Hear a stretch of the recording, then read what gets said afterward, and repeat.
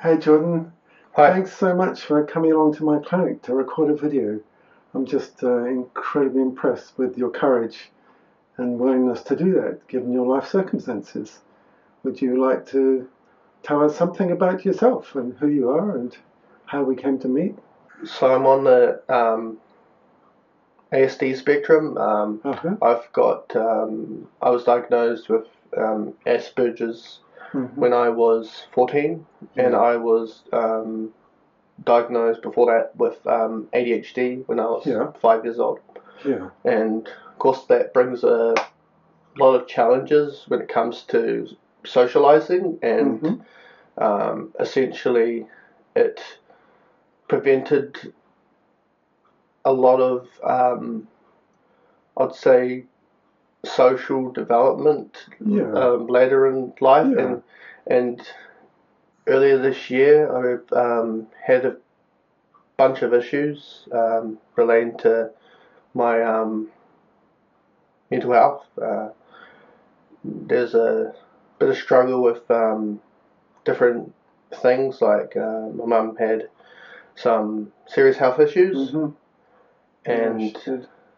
I also had a lot of personal struggles Yeah. throughout that year. And when I came in here this year, I was a bit skeptical, Uh-huh. but when I first did the Havening process, that opened my eyes, and I was able to see the benefits like pretty fast. And what were you noticing? Um, well, when we did the first process, I Yeah. noticed that the things that I was havening Yeah. had become a blur. So we were addressing a particular traumatic memory. Yeah.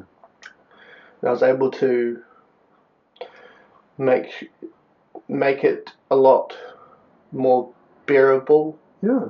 to put to pasture, like the Yeah.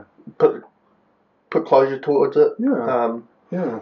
and Yeah. and that was surprising, Yeah. I especially. remember the expression on your face. It was, you just looked so shocked and so surprised Yeah, it at a was. memory that was very vivid in your mind as something very painful suddenly seemed changed, like it was distant or the emotional charge has gone out of it. You just looked so stunned and surprised. Like I said, I was skeptical, and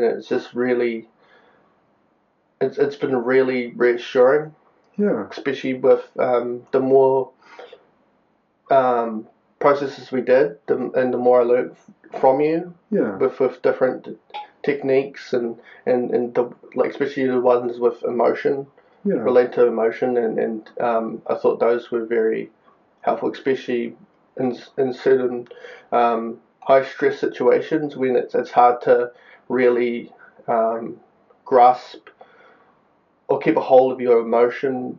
Yeah. It's you really kind of need to be recentered in the moment, Yes. and Yeah. it's so hard to really identify the stress at the time, so it's good Yeah. to have something that balances it. Yeah. So you found that havening provides you with some tools to allow you to regulate your feelings Yeah, quite in quite a powerful way, yeah, and then be much more mindfully present to the situation and be able exactly, to react in more positive ways. Yeah. exactly, yes. Okay.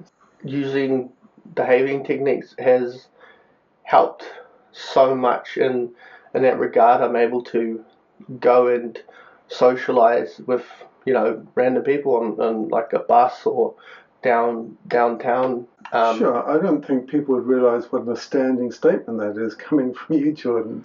Yeah. Because when I first met you, would it be fair to say that you were pretty fearful of even walking into town because you might meet a stranger or have to converse with someone? Would that be Yeah. an accurate description? Yeah, I was very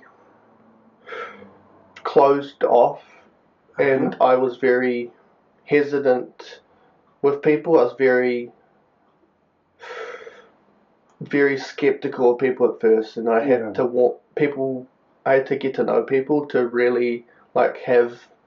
more in-depth conversations. I think it is because I put up quite a wall from a young age, and I think that was based on the value I put on myself, and I think with Havening, I've really changed that, my perspective on myself and my value.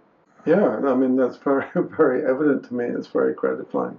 So this degree of social phobia had a lot of practical consequences for you in terms of your whole life and well-being and what you could do. Opportunities, and it's especially when it came to like things like getting my driver's license. Yeah. I was very in my head about it for like 10 years. So I've just gotten it last year. That's and awesome. I'm on my way to get my restricted at this point. But for years I was always in my head about it, and it was pretty frustrating, especially when all my friends and people around me, even like my younger brother was getting his license, and I felt like there was a lot for me to catch up on. Yeah, so you've expressed to me a sense of frustration. You're 25, is that right? Yeah, I was 25. 25. I'm 26 now. 26 now. And that, kind of life was a bit passing you by. There were a lot of things you hadn't achieved or been able to do because of that great sense of inhibition and insecurity. So we've done a number of Havening sessions to address a number of life difficulties. So tell me how life has changed now for the better. So I've made great strides in terms of going towards employment. I've been volunteering for the last 8 years. And I am on the track because we're moving. We're going to be moving to a new town. And after 24 years of living here. That's a massive shift, isn't it? Yeah. And so me and my family are moving to Tiamutu, and it's a big change. It's especially being from here. Like, I was born in Auckland, but I was about 3 years old when we came here, and so it's all I really know here. So but I'm on the track to being confident to go in and apply for work. That's amazing. Yeah, and you've told me you're feeling quite optimistic and hopeful about the move and finding a job and a new home, and that's pretty cool. It's exciting stuff. It's especially with how much has gone on in the last couple of years. I think it's just a breath of fresh air, especially for my mum's serious health issues and just family. Being closer to my sister. She lives in Hamilton, and so I'll be closer to her. So it'll be good for the family to be a bit more. Yeah, and I think because you've been able to change the way your mind works and how you think and how you feel, that's had quite an impact on your physical health and well-being. I'm now going for walks quite frequently. 5 to 7 days a week. And it's improved my overall well-being, especially when it comes to my what I can do in a day. Because still not going to the gym as much, but I am walking. And I'm also eating a lot better too. So your diet is better. It's a lot better than it was. So why do you think that is? Well, I think the havening process in particular led me to being more conscious about my health and the benefits of it. And what other things would you like to share with our viewers? Basically, there's hope. There's the possibility for you to change your outlook on life and to have a life that's worth living. But the main thing for people to understand is that struggle and difficulty is a part of life, and we've got to be able to go through it with the ambition to look for greater heights. One of the things that's been striking for me in my work doing havening is I'm working with more and more clients that are, on the spectrum, that are not neurotypical, that might have brain injuries, that might have a label like schizophrenia, hear voices. Yeah. And it's very easy when you've had a diagnosis put on you like that to feel like that's kind of part of your identity and who you are, and you're kind of stuck with it, and that it can't change. But what I'm learning with working with you, Jordon, and with some other clients, is that a lot of the life difficulties you've experienced, within living, on the spectrum, are actually just trauma, right? They're just life. Yeah, exactly. And it's the way we interpret it that I think has been misread. Yeah. And by some of the health professionals that have assessed me.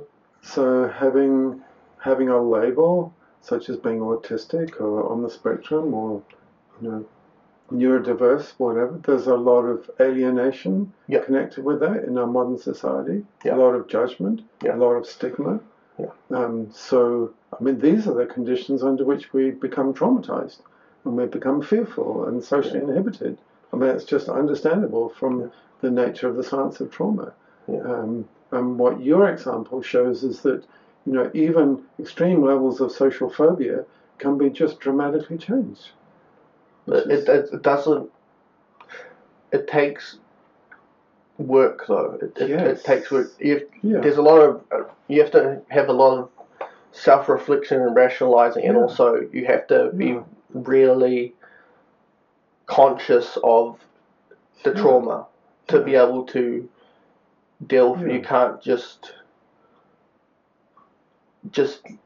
let it out, because it can be a misdirect. So the best way is to be able to self-actualize what it is and to be able to treat it. And that's the wonderful thing about havening, is it creates in our nervous system a sense of safety. It creates a safe container in which we can begin to examine traumatic moments in our life and just let go, to literally rewire the brain. To let go of the fear reactions, the stress reactions connected to those events, those triggers. And then suddenly when you go ahead in life, it's like the world has changed, right? Your just emotional reactions and thoughts and motivations are just suddenly different, right? So, and I know you've worked really hard at this. I've often said that, Jordon has got havening superpowers, because I've taught you some self-havening routines that you can use. Would you like to tell us something about that? There are triggers, like I was talking about earlier with the emotions, where sometimes you can. I think of it like a boiling pot, where there's too much heat or too much noise going on, so you don't have the capacity to calm, to cool down. The pot's about to boil over. So with the havening process, you can be able to not get rid of that process, but to essentially treat it in a sense where you can slow it down. But also to use your analogy, you could turn down the heat on the pot. Essentially, where you're able to rationalize in those moments a bit more clearly, not completely, because of course we're humans. It's a difficult, especially when you get to that point. I think the best thing when it comes with havening is you can kind of stop that that process from getting to the boiling point by slowly getting into that space. But like the having technique, like even just hands, using your hand, like the hand, it just sort of the soothing nature of having the distraction of the brain is essentially a very, I think, positive reinforcement when things are dire. Yeah, so you've described, occasions. I mean, I know there's a lot of stress in your family, and there's occasions when things kind of boil over, and you've been able to go to your room and use havening and calm down your reactions and see things more clearly, and then go back in and engage, in a more positive way. Yeah. Would that be a pretty good description? So of course, I try my best to it, but of course sometimes there's times when doesn't always work out. We're human, right? I think that's just life, really. You just gotta, but I think the efforts I do make to to keep that process in mind, and to try and use it more and more, is the positive out of it, rather than when being down that I'm not using it all the time. I think it's that I'm got it in my mind to use when I feel like things are going to boil over, and I think that's a positive. Yeah, great. All right. It's a really good thing. Yeah, great. This is going to be really good. I think this is going to help people. I think it's going to help a lot of people. Yeah.